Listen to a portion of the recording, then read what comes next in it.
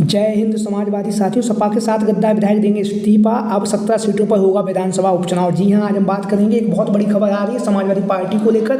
तो जैसा कि आप लोगों को पता है, लोकसभा का चुनाव जो है वो संपन्न हो चुका है। लोकसभा के चुनाव के संपन्न होने के साथ ही साथ अब उत्तर प्रदेश में जहाँ पर विधानसभा उपचुनाव को लेकर लगातार चर्चाओं का बाजार गर्म है, और चर्चाओं का बाजार गर्म होने के साथ साथ समाजवादी पार्टी के राष्ट्रीय अध्यक्ष अखिलेश यादव लखनऊ पार्टी कार्यालय में बैठकर लगातार उत्तर प्रदेश में जहाँ पर विधानसभा उपचुनाव है उसकी रणनीति बना रहे हैं। और रणनीति बनाने के साथ साथ लगातार अखिलेश यादव जी जमीनी स्तर पर जो कार्यकर्ता हैं उन कार्यकर्ताओं की समझ का भी ध्यान रख रहे हैं, उनकी जो फीडबैक दे रहे हैं उसका फीडबैक का भी ध्यान रख रहे हैं। लगातार उत्तर प्रदेश में जिस तरह से समाजवादी पार्टी ने लोकसभा के चुनाव में बेहतरीन और शानदार प्रदर्शन किया है, उस प्रदर्शन के दम पर अखिलेश यादव जी कहीं ना कहीं उत्तर प्रदेश की राजनीति में छाए हुए ही हैं, और अब वह केंद्र की राजनीति में भी छा चुके हैं। और अखिलेश यादव जी की जो लोकप्रियता है वो दिन प्रतिदिन बढ़ रही है। समाजवादी पार्टी के राष्ट्रीय अध्यक्ष अखिलेश यादव जी के नेतृत्व पर लगातार जनता विश्वास भी कर रही है। विश्वास करने के साथ साथ लगातार लोगों के बीच में पहुंचकर समाजवादी पार्टी के मुखिया अखिलेश यादव जननायक की भूमिका में भी नजर आ रहे हैं, जहां पर अखिलेश यादव जी ने उत्तर प्रदेश में भारतीय जनता पार्टी का जो विजय रोकने में जो कामयाबी हासिल की है, उसमें अखिलेश यादव जी ने जो पीडीए का नारा दिया है, उसी नारे के दम पर अखिलेश यादव लगातार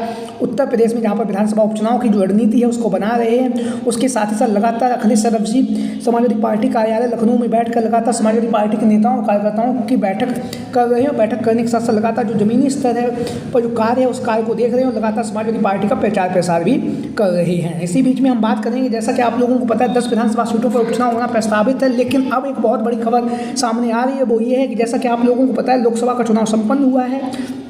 लोकसभा के चुनाव के संपन्न होने के साथ साथ समाजवादी पार्टी के जो 37 सांसद जीत भी चुके हैं, लेकिन हम बात करेंगे लोकसभा के चुनाव से पहले जो राज्यसभा का चुनाव हुआ था, जिसमें समाजवादी पार्टी के राष्ट्रीय अध्यक्ष अखिलेश यादव जी के साथ में उनके ही पार्टी के साथ गद्दार विधायकों ने उनके साथ गद्दारी की थी, और भारतीय जनता पार्टी के जो प्रत्याशी थे उन्हें अपना वोट दिया था।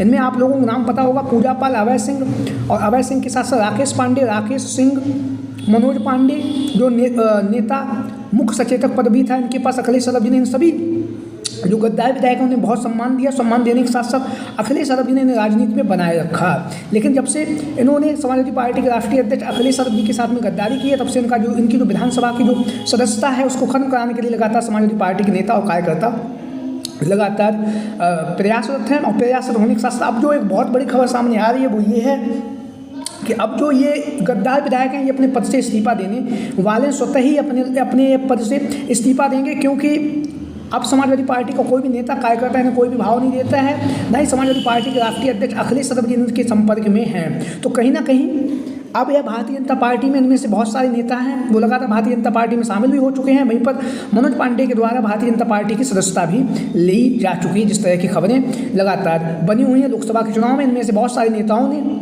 भारतीय जनता पार्टी के लिए प्रचार भी किया, लेकिन प्रचार करने के बावजूद भी वह भारतीय जनता पार्टी के जो प्रत्याशी थे उन्हें अपनी विधानसभा सीट से चुनावी मैदान में नहीं जितवा सके। तो कहीं ना कहीं अब उत्तर प्रदेश की जो राजनीति है उसमें अखिलेश यादव जी की जो भूमिका है बहुत बड़ी होने जा रही है। वहीं पर अब इन गद्दार विधायकों के ऊपर भी कार्रवाई के लिए अखिलेश यादव जी तैयार हैं। विधानसभा अध्यक्ष को दल बदल कानून के तहत इनकी जो विधायकी है वह खत्म होने जा रही है, और इनकी विधायकी को खत्म होने के साथ ही साथ अब जो खबरें सामने आ रही, साथ इन गद्दार विधायकों के इस्तीफा देने से ही अब उत्तर प्रदेश में 17 विधानसभा सीटों पर उपचुनाव होने वाला है।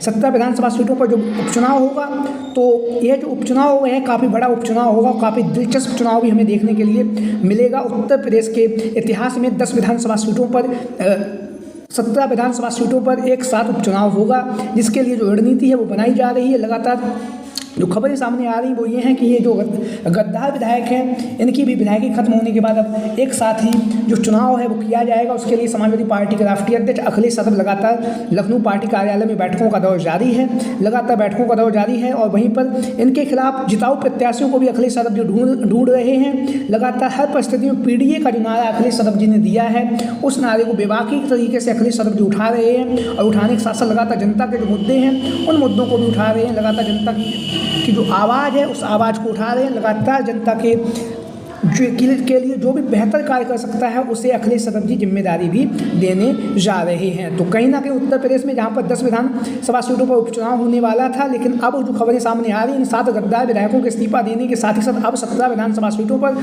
उपचुनाव होगा, जिसके लिए समाजवादी पार्टी के मुखिया अखिलेश यादव जी रणनीति बना रहे हैं। वहीं पर मनोज पांडे जो मुख्य सचेतक थे समाजवादी पार्टी में, उनके खिलाफ भी चर्चाओं का बाजार गर्म है। उनकी विधायकी जहाँ पर खत्म होगी तो विधानसभा का उपचुनाव होगा, तो विधानसभा उपचुनाव में इनके खिलाफ स्वामी प्रसाद मौर्य या उनके जो पुत्र हैं उत्कर्ष मौर्य समाजवादी पार्टी की तरफ से चुनावी मैदान में उतर सकते हैं। लगातार उनके नाम की चर्चाएं चल रही है, क्योंकि उत्कर्ष मौर्य ने जो मनोज पांडे जी हैं उनके खिलाफ काफ़ी अच्छा प्रदर्शन किया है और कहीं ना कहीं मैच 1.5 से 2,000 वोटों से ही मनोज पांडे उनके खिलाफ चुनावी मैदान में जीत सके हैं 2 बार के विधानसभा के चुनाव में, 2012 में और 2017 में।